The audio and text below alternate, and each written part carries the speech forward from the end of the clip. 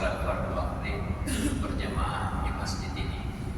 Mudah-mudahan amalan yang seperti ini diberikan oleh Allah sampai akhir hayat. Amin ya rabbal alamin.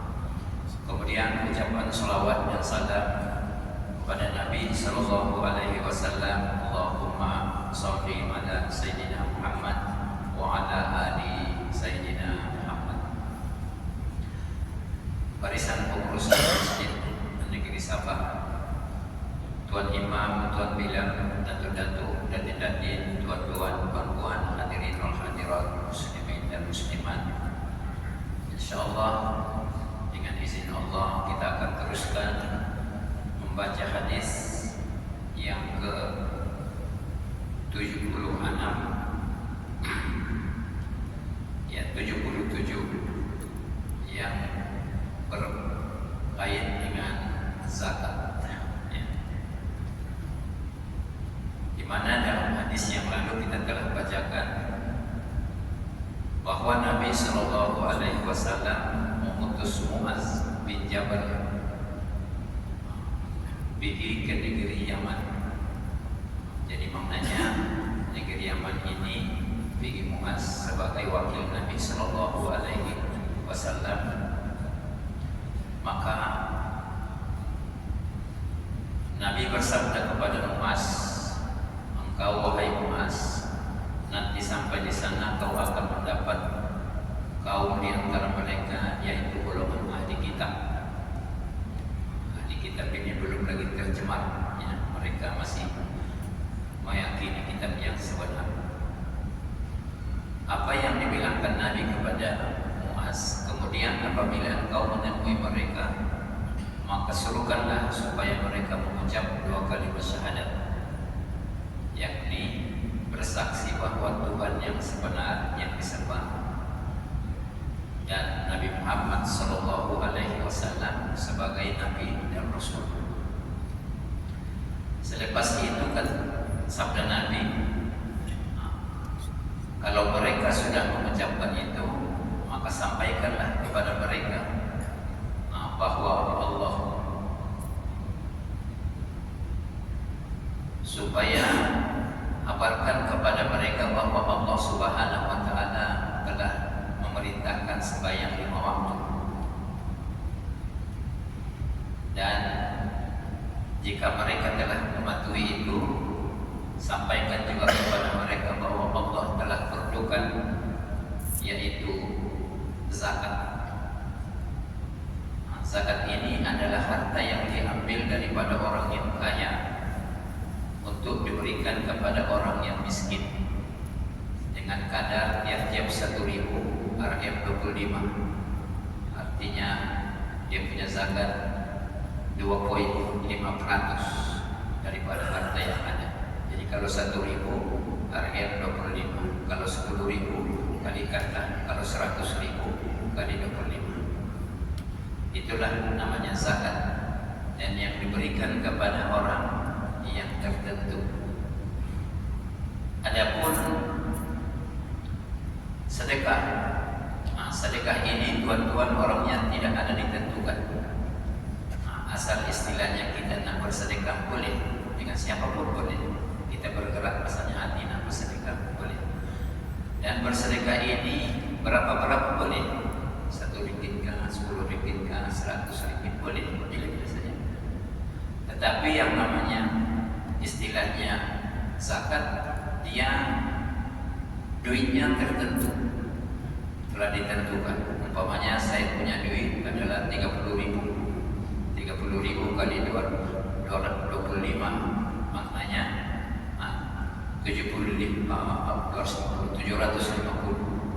ya, 750. Itulah yang dinamakan zakat.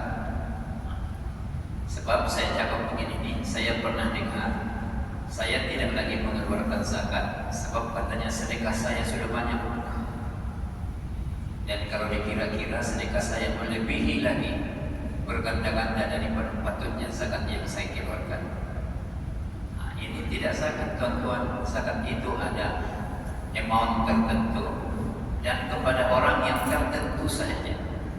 Jadi sedekah yang kita kasih merata-merata tempat di mana-mana itu sedekah. Jangan kita cakap itu zakat. Zakat itu tertentu, ya. Dan orang menerima pun orang yang tertentu. Jadi tidak boleh dicampur dengan sedekah. Sedekah sunat, zakat wajib.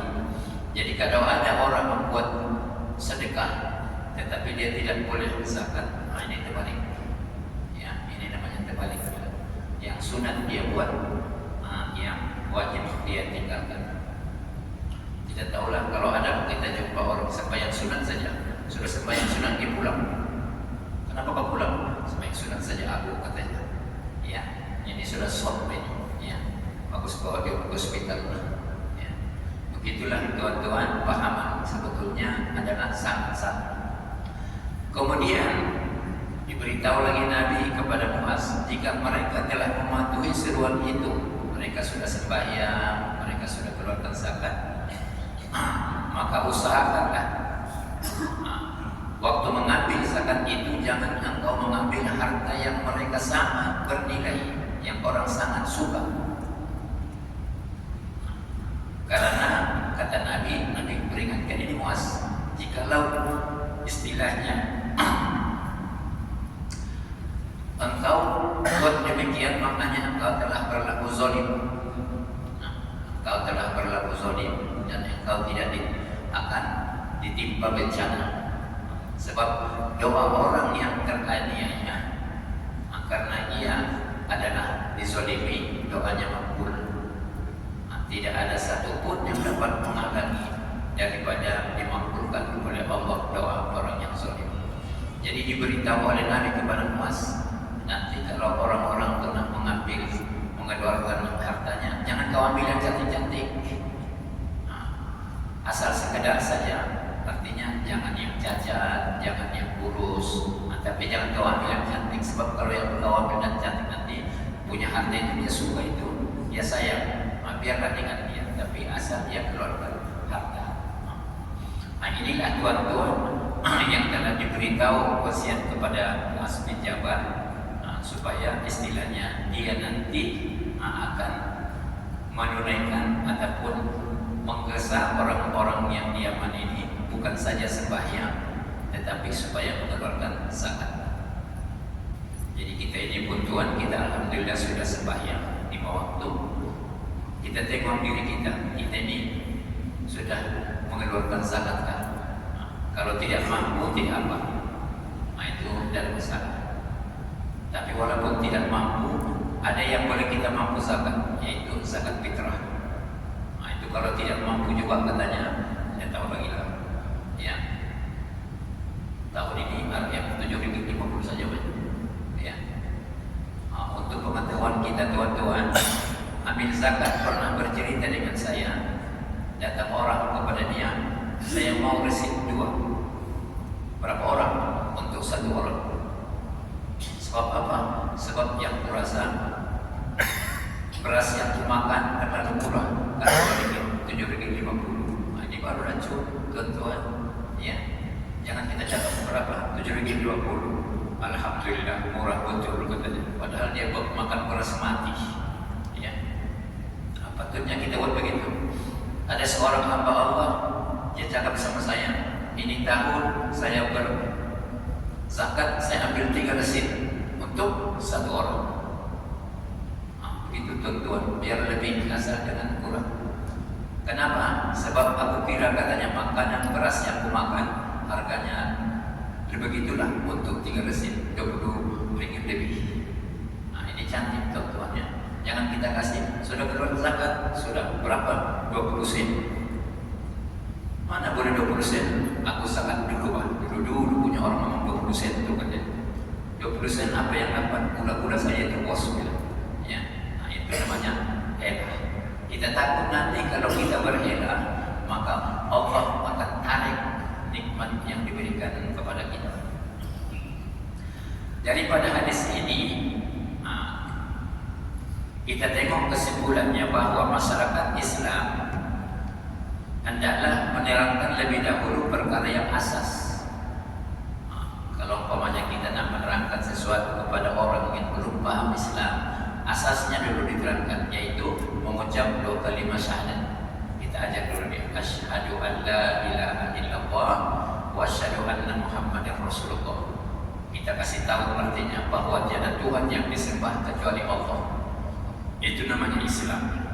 Kita mesti berserah diri kepada Allah, dan apapun yang kita kerjakan, kalau datang time masa sholat, patutnya kerja itu kita tinggalkan. Kita pergi sholat. Nah, itu namanya orang beriman. Ya. Walaupun kita cuek dengan diri kita, kadang kita tawar-tawar itu, nantilah sholat 1 jam lagi katanya, sudah 1 jam lagi, nantilah belum lagi habis masa katanya. Dan ada kita dengar orang nanti sholat jam 3 lebih sekali air wudhu dengan asar katanya. Macam dia ingat main bola ada mereka itu. Biar sekali saja wudhu katanya. Ya, yang ini pun tuan-tuan perlu kita hindarkan ini. Dengarnya cantik, tapi sebetulnya tidak. Sebab salah satu tuan-tuan, yaitu nanti yaumil mahsyar ada orang yang dapat naungan daripada Allah. Yaumil mahsyar, di mana kebanyakan orang merasa panas, yang tersangat panas. Tapi salah satu orang ini, apa amalan dia waktu di dunia? Yaitu sembahyang awal waktu. Sembahyang awal waktu. InsyaAllah kalau orang ini sudah menjadi tabiat kepadanya kebiasaan sembahyang awal waktu, ada harapan yaumil mahsyar nanti kita akan mendapat naungan. Jadi tuan-tuan, kita berusaha supaya kita awal waktu, jangan akhir-akhirnya. Kemudian daripada hadis ini dapat diambil kesimpulan, yaitu cara menyampaikan dakwah. Kita mesti terangkan satu persatu, jangan sekaligus dengan terangkan terus satu-satu, kemudian baru terangkan yang lain. Seperti apa yang dicontohkan oleh Nabi kepada Muaz bin Jabal. Ajari dulu mereka mengucap. Selepas itu, kalau dia sudah oke, cakap sama dia sembahyang satu-satu. Jangan terus kita simpulkan, dia pun bingung mana yang mau dibuat duluan ini katanya. Ya. Demikian juga kalau kita mengajar orang sembahyang, ajari dulu yaitu rukun-rukunnya, jangan terus dengan sunat-sunatnya. Ya, sebab kalau sunat-sunatnya itu Allahu Akbar kabira itu susah mau cakap itu tuan-tuan. Senang lagi alhamdulillahirabbil alamin daripada Allahu Akbar kabira walhamdulillahi katsira katanya. Kita yang sudah biasa memang senang, tapi orang yang baru cakap pusing-pusing, dia rasa dia punya lidah itu. Ya. Jadi bacakan dulu dengan Fatihah, nyampai dulu Allahu Akbar kabira, sebab itu sunat. Begitulah kita ringankan dulu dia. Selepas nanti kau sembahyang, baru kau lengkapi bacaanmu, karena bacaan ini yang wajib ataupun yang rukun. Begitulah seterusnya kita ajari. Dan tuan-tuan untuk ingatkan, kalau datang orang minta ajar sama kita sholat, jangan kita tolak. Sebab ada yang bercerita dengan saya datang orang dengan saya, Ustaz minta tunjuk sholat. Jadi oke lah itu. Dan aku cakap sama dia, salah orang kau ini katanya. Takutnya dia mengajar orang sembahyang, salah orang kau ini. Aku bukan ustaz katanya. Aku bukan juga tuan haji katanya. Aku bukan juga EJK masjid. Patutnya tuan-tuan, orang sudah datang sama kita minta tunjuk sholat, kita ucapkan alhamdulillah. Walaupun aku ini tidak pandai, tapi ada orang juga merasa saya pandai, maka aku ajarlah menurut apa kepandaian. Mana tahu tuan-tuan dengan kita ajar itu dia terus sholat. Kita sudah meninggal, mana saja itu pahala nanti di alam barzakh. Jadi jangan cakap tuan-tuan salah orangnya. Bukan semestinya yang disebut ustaz mengajar sholat. Kita ini berhak mengajar sholat, tapi itulah kadar kemampuan yang ada. Jangan pula kita tambah-tambah. Apa tambahnya? Salah satunya, sekarang aku ajar kau sholat, kau dengar bagus-bagus. Sebab kalau tidak bagus sholat, dia diterima oleh Allah katanya. Dia pun sudah kasih tahu-tahu. Dan supaya kau tahu, sebelum kau tahu semua bacaan sholat, jangan kau sholat dulu, sebab tidak sah katanya. Ya sholat-sholat beliau bertahun-tahun. Siapa yang dapat dosa? yang mengajarnya itu, karena dia cakap jangan kau sholat. Sholat ini menurut kadar kemampuan. Saya kalau sudah masuk Islam hari itu dijahit orang, saya akan cakap sama dia, kau sudah mengucap 2 kalimat syahadat, kau pernah dengarkan orang Islam sembahyang? Iya. Hari ini kau mesti sembahyang. Mungkin kau tanya macam mana sembahyangnya, macam mana yang kau tahu, tapi kau mesti sembahyang. Yang paling senang saya bilang, kalau ada kawan mau sembahyang, kau ikut di belakang dia. Cakap sama dia, aku mau sembahyang sama kau, aku tidak tahu apa-apa, kau ikut. Oke, itu bilang. Kalau tidak ada ikut, kau buat sendiri apa yang kau tahu. Jangan kita cakap, nantilah kau sembahyang, pandai dulu. Sekali jumpa kita 10 tahun belum lagi pandai. Siapa yang menanggung dosa itu? Jadi jangan kita cakap begitu ya. Kalau pandai ini tuan-tuan, ya ada apa kita yang pandai ini? So, aku rasa aku pandai, ada lagi orang pandai daripada aku. Orang yang lebih pandai itu pun dia pun ada lagi orang lebih pandai daripada dia. Satu contoh saja tuan-tuan, musabaqah tilawah Al-Quran, Korea itu mereka belajar Al-Quran berpuluh tahun baru sampai peringkat kebangsaan antara bangsa. Berpuluh tahun itu tuan-tuan belajar Al-Quran, bukan lagi 2-3 tahun, berpuluh tahun. Dan sekali dia baca persembahan antara bangsa, pernahkah kita dengar tuan-tuan persembahan antara bangsa nomor 1 Johan tahun ini dapat 100%? Tidak pernah. Kenapa? Sebab dia punya juri 14 orang, Pak. Macam mana mau limpas itu 14 orang? Ya. Kalau peringkat kampung 3 orang bolehlah, 1 batuk, 1 mengantuk, 1 minum, selesai. 14 orang jurinya. Makanya tuan-tuan jangan kita heran, Korea antara bangsa dia punya istilahnya, markahnya tidak pernah kita dengan 100%, mesti ada kurang. Padahal dia sudah puluh tahun dia belajar Al-Quran pun salah. Apalagi kita ini, mudah-mudahanlah menjadi Al-Quran. Kita ini kadang-kadang Quran dibaca 1 kali seminggu. Itu pun kalau pergi ke surau ataupun masjid baca Yasin. Kalau tidak, belum tahu lagi baca Quran. Sebab apa? Sibuk konon. Ya. Padahal nanti kita tengok kalau orang sudah meninggal apa kita bacakan? Yasin juga itu. Oleh karena itu patutnya waktu kita hidup dan sehat ini selalulah baca Yasin. Yang ketiga, orang Islam yang berharta wajib mengeluarkan zakat. Dan zakat ini sebetulnya faedahnya untuk masyarakat, yaitu mereka-mereka yang kurang bernasib baik atau yang kita cakap miskin. Dengan kita memberi zakat tuan-tuan, kita sadar ataupun tidak, orang miskin gembira. Cobalah kita memberi zakat gembira, ya.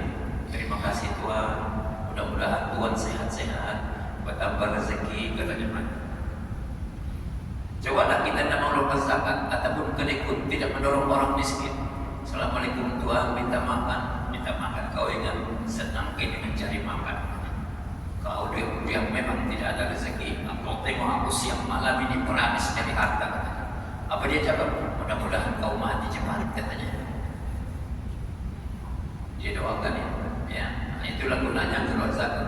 Oleh karena itu jangan kita heran, belum pernah kita dengar orang istilahnya menyesal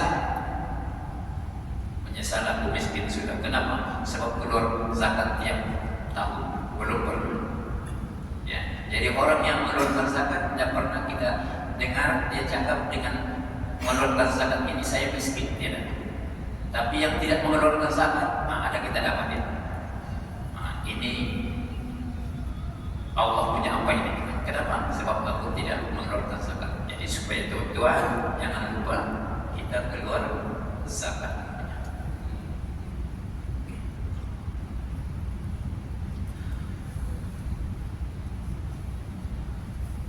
Fadilah mengeluarkan zakat dalam Al-Quran. A'udzu billahi minasyaitonir rajim. Wal mu'minun mu'minina wal mu'minati ba'duhum awliya'u ba'd. Orang-orang yang beriman, lelaki kah perempuan, setengah menjadi penolong bagi setengah yang lain.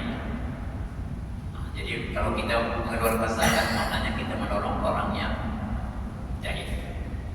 Kita ingat itu, ya. Ya'muruna bil ma'ruf wa yanhauna 'anil munkar.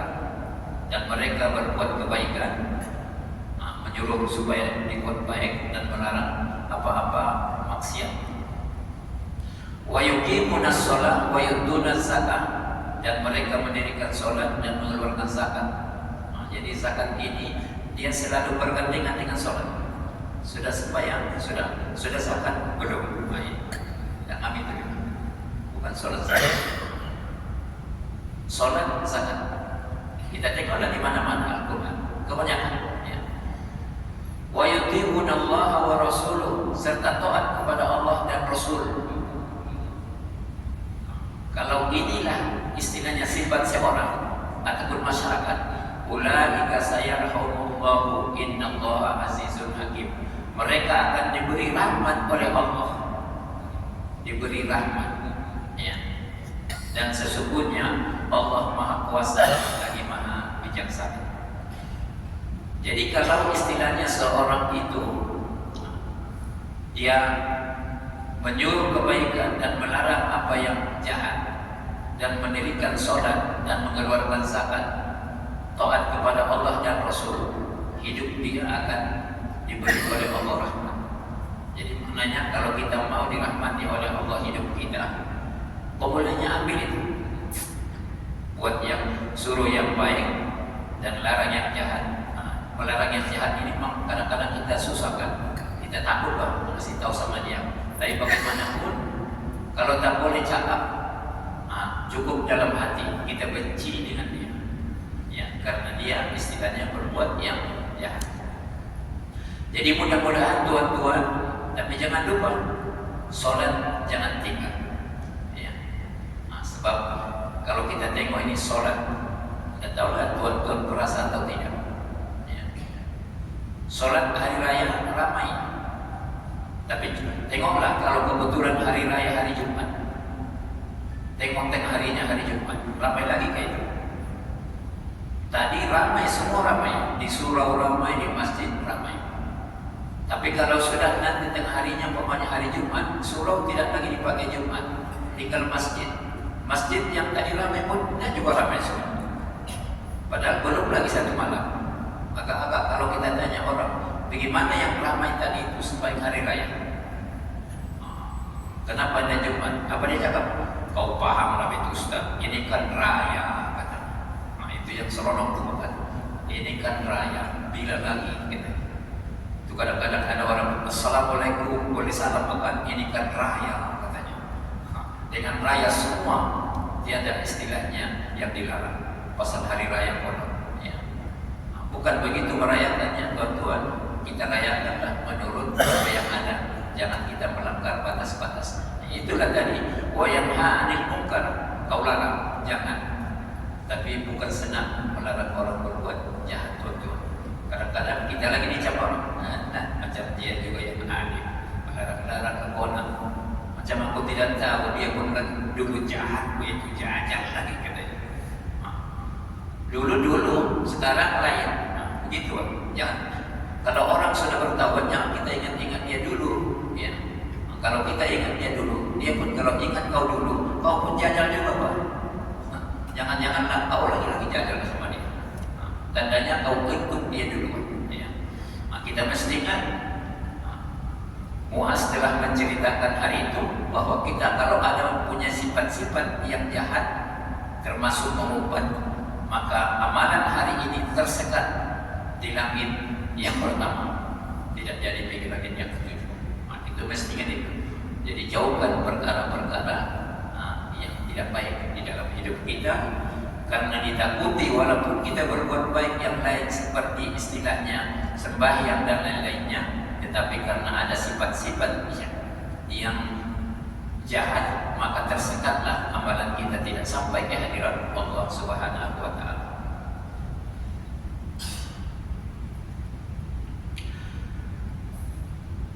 Kita tengok lagi satu hadis an Abi Hurairah wa Abi Sa'id radhiyallahu anhu qala khatabana Rasulullah sallallahu alaihi wasallam qala ma min abdi yusalli shalah khamsa wa yasumu ramadan wa yukhriju zakat wa yatanibul kaba'ir sabab illa putihat lahu abwabul jannah wa qila lahu udkhulu bisalam. Hadis ini daripada Abu Hurairah dari Abu Sa'id, semoga Allah meridhoi keduanya, katanya dalam khutbah Nabi berkhutbah kepada kami, kata Abu Sa'id. Apa khutbahnya? Mana-mana orang yang mengerjakan sholat 5 waktu.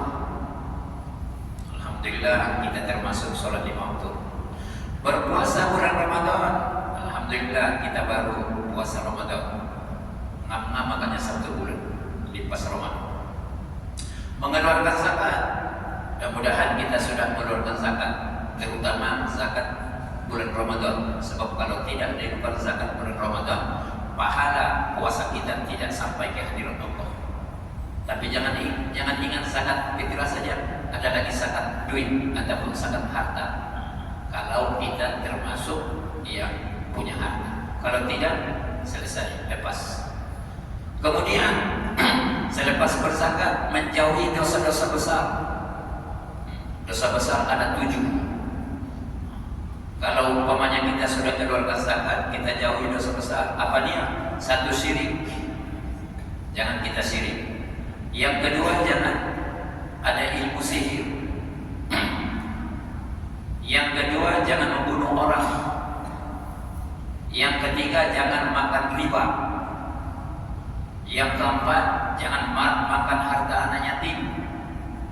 Yang kelima, jangan lari dari peperangan. Dan yang keenam,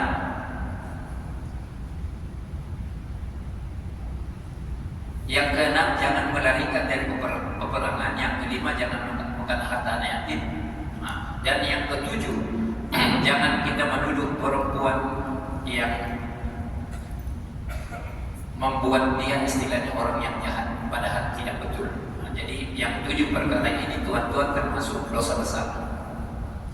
Yang agak dekat dengan kita ini makan harta anak yatim, supaya kita berjaga-jaga.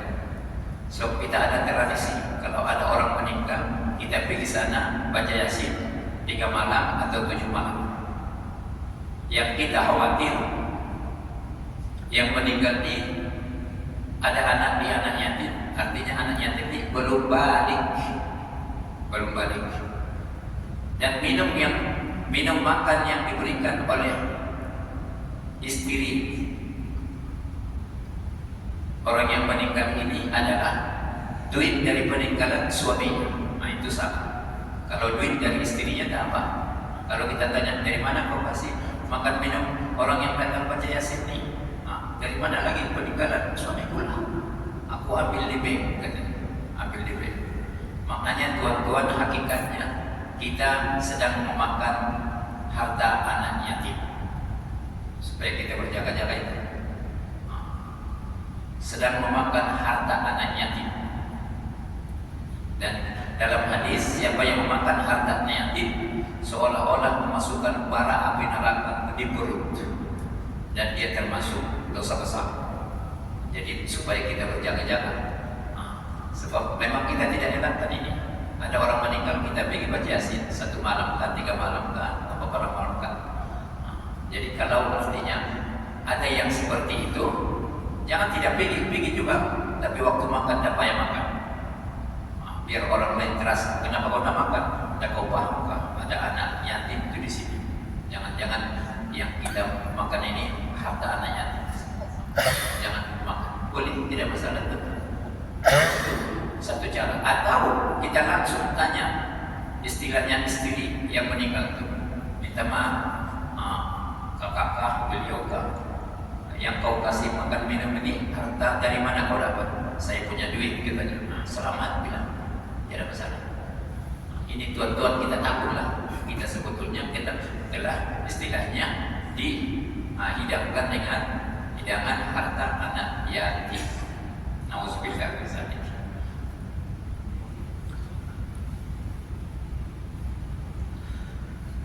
Kalaulah yang 7 ini boleh kita hindarkan, selepas kita dari puasa Ramadan, apa kehidupan kita? Kita tengok, melainkan dibukakan baginya pintu-pintu surga.